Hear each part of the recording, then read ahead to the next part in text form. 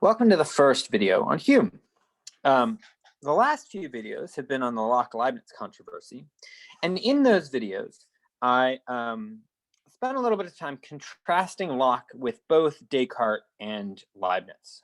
And Descartes and Leibniz, they defend a lot of similar views, at least for our purposes.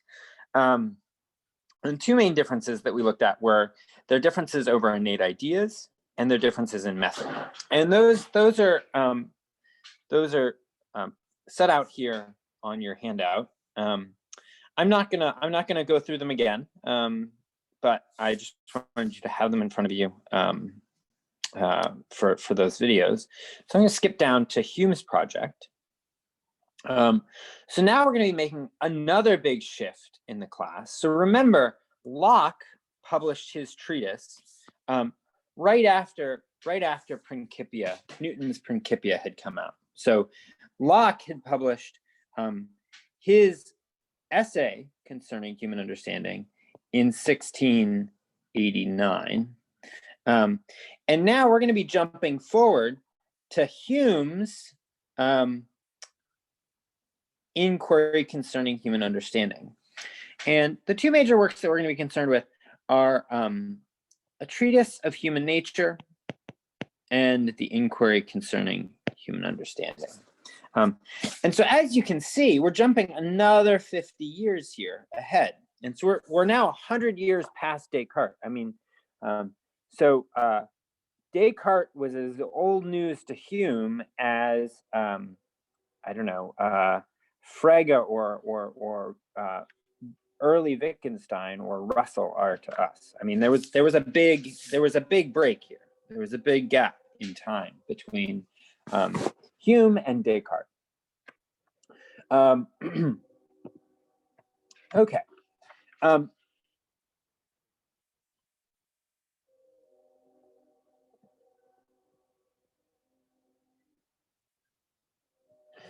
So let's first start by talking about Hume's treatise of human nature. So this is not the book that we're reading. We're reading the second book, The Inquiry Concerning Human Understanding.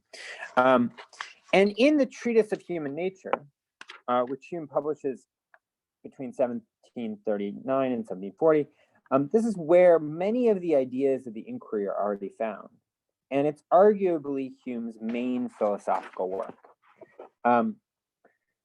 You'll notice that the Inquiry Concerning Human Understanding is published about 8 years later, almost 10 years later, and it's written in a more popular and accessible account way, so as to make his theory more accessible.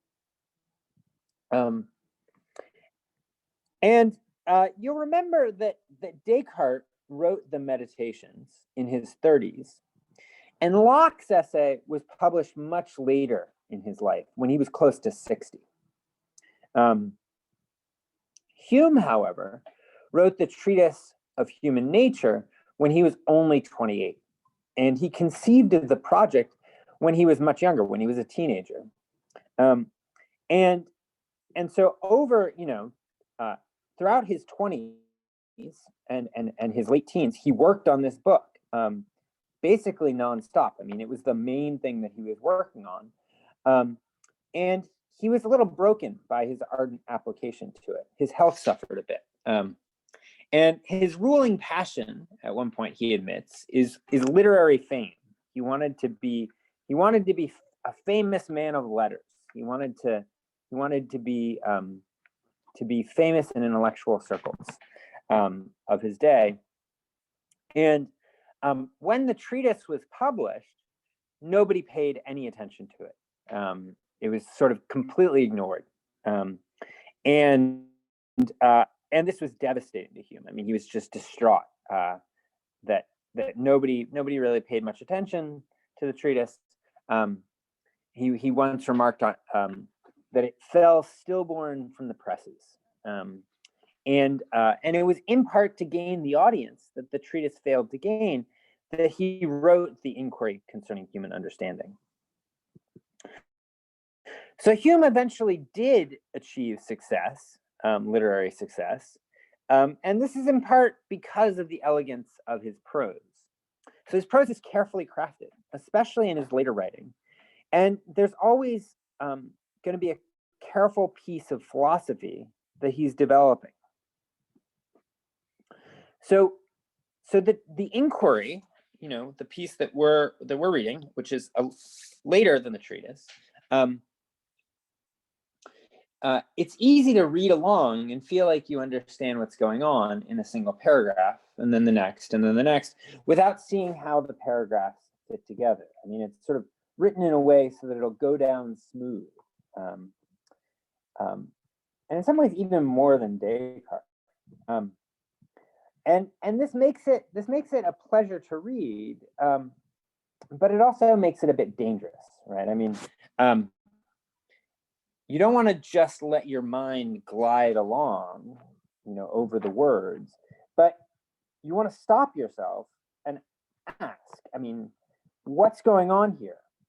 What's he just done? Where is he going, right? So at the end of every paragraph, when reading Hume, I suggest strongly that you pause and you ask yourself those three questions. What's going on in this paragraph? What did he just do?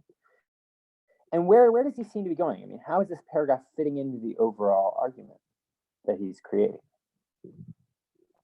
So traditionally, Hume is often considered a skeptical philosopher.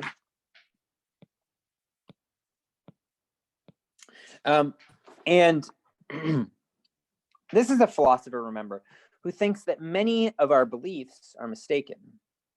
And Hume is, to some extent, happy with this result. I mean, Descartes would never tolerate many of the conclusions that Hume comes to.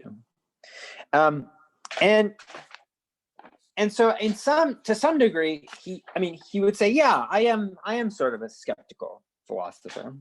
But he's not a full-blown skeptic. He does, however, think that there's a kind of knowledge that we can achieve. And so we're going to want to look both at his skeptical and his positive conclusions.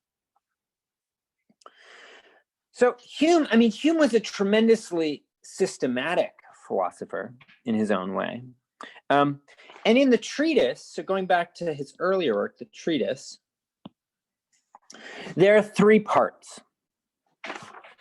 The first is concerned with the understanding and covers the same ground as Locke's essay, roughly speaking. And the inquiry, the book that we're going to be reading, is a more easygoing version of that part of the treatise. The second part of the treatise is on the passions. So this is what we're going to be focused on, the part on the understanding. But the second part is on the passions. And the third part is on morals. In both the treatise and the inquiry, Hume is attempting to develop a science of human nature.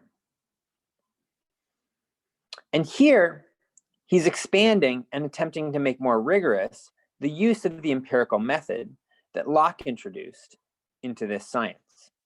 And in the next video, I'm going to look at three doctrines. I'm going to compare Hume to Locke and Descartes and look at three doctrines where Locke and Hume and Descartes either agreed or disagreed with one another.